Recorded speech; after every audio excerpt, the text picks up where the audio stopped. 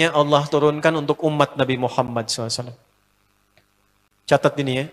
Dan saya belum pernah bagi dimanapun yang ini, yang versi lengkapnya. Kalau bisa dilakukan, bukan hanya dosa digugurkan, tapi setiap hurufnya mempercepat terkabulnya doa kita di hadapan Allah Subhanahu wa Ta'ala. Ya. Ada 2 surah di dalam Al-Quran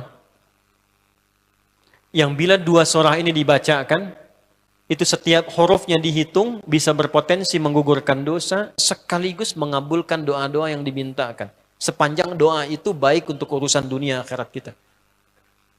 Kalau salah satu kurang baik diperbaiki oleh Allah. Misal dunia baik tapi akhirat tidak, maka diperbaiki oleh Allah kepada yang lebih baik. Surat pertama Al-Fatihah, surah kedua Al-Baqarah. Ya.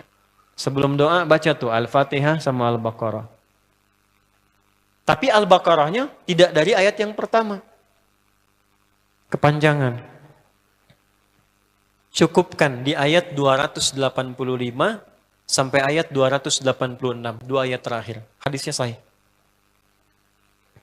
Kalau mau dikuatkan biasanya banyak ulama memasukkan ayat 284. Ada yang sudah masuk ke dalam Ka'bah di sini? Ini informasi saja. Dan 3 ayat ini, Al-Baqarah 284, 285, 286, itu ayat yang dituliskan di dinding Ka'bah. Itu yang saat berhala dikeluarkan, gambar-gambar dihapus, itu ya, syair-syair diganti dengan ayat Quran, sehingga jadi kain kiswah Ka'bah di luar. Itu ada sejarahnya. Yang di dalam pun dihiasi dengan hiasan ayat Al-Quran. Di antara yang dituliskan itu Al-Baqarah ayat 284, 285, 286. Intinya di 285 dan 286-nya. Tadi rakaat pertama yang saya bacakan dalam salat Isya. Hadisnya sahih. Itu spesial malaikat Jibril turun kepada Nabi Muhammad SAW mengabarkan kabar gembira siapa yang membiasakan membaca Al-Fatihah. Ya, kemudian 2 ayat terakhir di Al-Baqarah dari amanar rasulu sampai fansurna 'alal qaumil kafirin. Tidaklah dia membacakan itu kecuali setiap hurufnya dijaminkan mengabulkan doa-doa yang dia mohonkan sepanjang benar doanya dan tidak diselimuti maksiat. Ini maaf ya. Ini saya minta maaf dulu nih. Kalaupun Anda benar doanya khusyuk sampai nangis, tapi ada selimut maksiat dalam permohonan doa itu pengabulannya mental lagi. Hadisnya sahih. Thumma dzakara rajula يطيل السفر أشعث أغبر يمد يديه إلى السماء فيقول يا رب فقال رسول الله صلى الله عليه وسلم أن يستجاب لذلك فمطعمه حرام مشربه حرام ملبسه حرام وغذي بحرام فأن يستجاب لذلك رواه مسلم. Nabi mengisahkan seorang lelaki menempuh perjalanan jauh. Awas, menempuh perjalanan panjang untuk ketaatan, itu mempercepat doa dikabulkan 2 kali lipat dibanding orang biasa. Makanya kalau ada orang mau ke Mekah umrah, mau haji, titip doa. Ada yang mau beasiswa ke Madinah, ke Mekah, ke Al-Azhar, ke Mesir, titip doa. Saya biasanya kalau mau berangkat umrah, Ustaz titip doa, ayo tulis banyak tuh. Nggak saya baca. Saya simpen aja, ntar dekat Ka'bah, ya Allah engkau maha mengetahui. Ya. Mohon kabulkan semua doa-doa ya dari teman-teman jamaah yang dititipkan dalam kertas yang telah mereka tuliskan itu. Simple Pak, daripada capek kita bacakan satu-satu. Dan alhamdulillah biasanya ya insya Allah terkabul. Insya Allah. Itu perjalanan jauh. Nah orang ini menempuh perjalanan untuk sekedar berdoa. Safar. Ya, safar yang baik. Kemudian yang kedua, yamuddu yadaihi ilas sama, dia mengangkat tangannya ke langit. Orang ini dia mengangkat tangannya. Jadi melakukan perjalanan jauh, mengangkat tangannya, yamuddu yadaihi ilas sama. Orang yang berdoa dengan mengangkat tangan itu dijawab doanya oleh Allah lewat keterangan Nabi SAW, itu bisa kamakala 2 kali lebih cepat dibandingkan dengan orang yang tidak mengangkat tangan saat berdoa. Jadi Anda cuma sekedar doa dengan mengangkat begini, itu lebih cepat potensi dijawabnya dengan mengangkat doa. Ada seorang bertanya pada Nabi SAW, hadis sahih, Ya Rasulullah, bagaimana pendapatmu dengan seseorang yang meminta kepada Allah dengan mengangkat tangan atau kama qala? Lalu Nabi mengonfirmasi bertanya balik, bagaimana kalau ada seseorang memohon kepada Anda dengan mengangkat tangannya? Pak, tolong Pak, tolong Pak, tolong, gitu kan? Di depan rumah Anda 1 jam begitu Pak, tolong Pak. Kira-kira Anda beri atau tidak? Minimal kalau Anda nggak punya kemampuan, Anda referensikan atau beri sesuai kemampuan Anda kan? Angkat tangannya. Dia jawab, saya malu kalau nggak ngasih. Apa kata Nabi? Innallaha hayyun karimun. Allah itu lebih punya sifat peka untuk merasakan malu pada hambanya kalau dia tidak memberi ketika hambanya mengangkat kedua tangannya. Nah, nanti ada beda-beda posisi saat khatib Jumat misalnya 1 begini untuk khatib. Makmum mengangkat 2 tangan. Yang ketiga dia mengatakan, Ya Rabb, Ya Rabb. Asma'ul Husna. Doa yang dibuka dengan Al-Asma'ul Husna, itu dijawab 2 kali lebih cepat dibandingkan dengan doa yang langsung dimohonkan kepada Allah. Itu perintah. Tahu Nabi Zakaria? Nabi Zakaria apa ujiannya? Diuji oleh Allah, hidup demikian lama sampai rambut memutih, fisiknya letih, istrinya divonis secara medis, maaf, monofos dan mandul. Kata medis gak mungkin punya keturunan.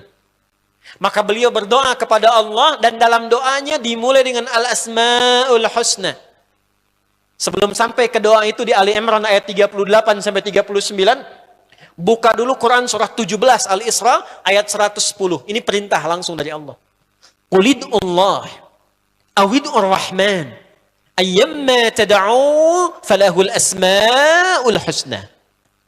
Quran surah ke-7 ayat 180. Walillahil asma'ul husna fad'uhu biha. Fad'u biha.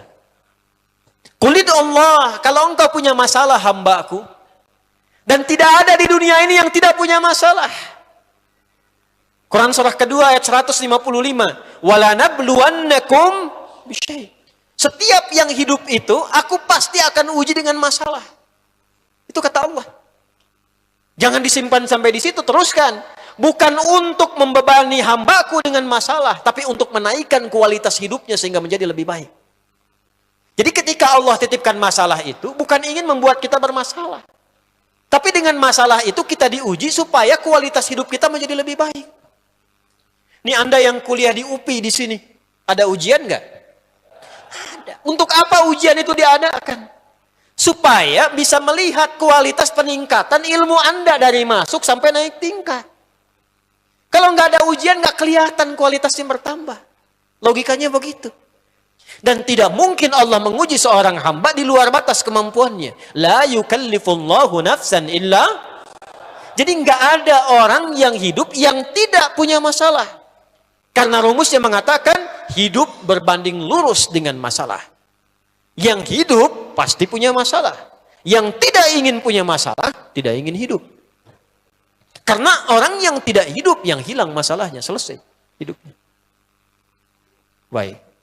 Siapa yang tidak ingin punya masalah? Angkat tangan. Baik. Siapa yang ingin punya masalah? Alhamdulillah. Baik. Yang lain, wallahu a'lam. Nah, kulit Allah kalau sedang diuji masalah, kan yang ngasih siapa? Yang nitipkan siapa? Yang punya solusinya siapa? Kalau Anda tahu yang punya solusinya Allah, kenapa curhatnya bukan kepada Allah? Kan sudah dicontohkan di Quran, kalau punya masalah curhatin ke Allah. Quran surah 12 ayat 86, sejak era Nabi Yakub, masalah di rumah tangga, anak bermasalah curhatnya pada siapa? Allah.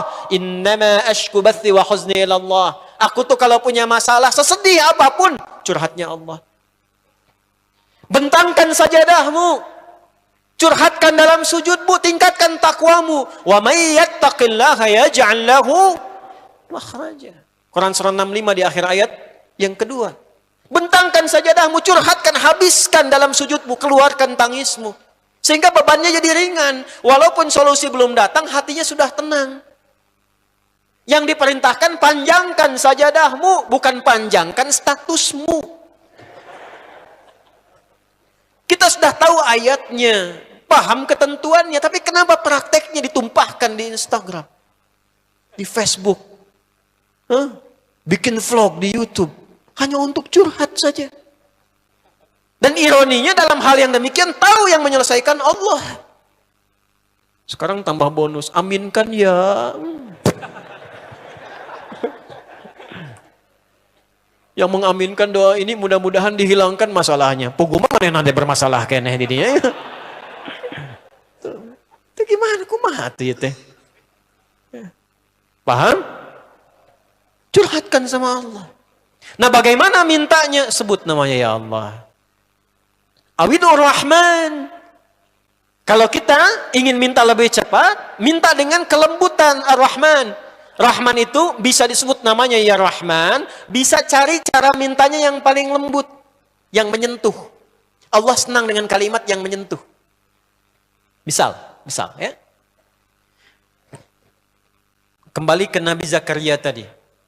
Al-Quran surah 3 ayat 38. Hunalika da'a Zakaria rabbah. Qala rabbi habli min ladunka dzurriyyatan thayyibah. Innaka sami'ud du'a. Ya Allah, hamba-hambamu itu telah menghukumi aku dan istriku tak akan mungkin punya keturunan. Sedangkan engkau yang maha pemberi tanpa punya batasan. Mereka mengatakan istriku punya keterbatasan. Maka aku memohon kepadamu yang pemberianmu tak ada batasan. Mohon ya Allah anugerahkan keturunan dari sisimu saja ketika mereka mengatakan tidak mungkin itu punya.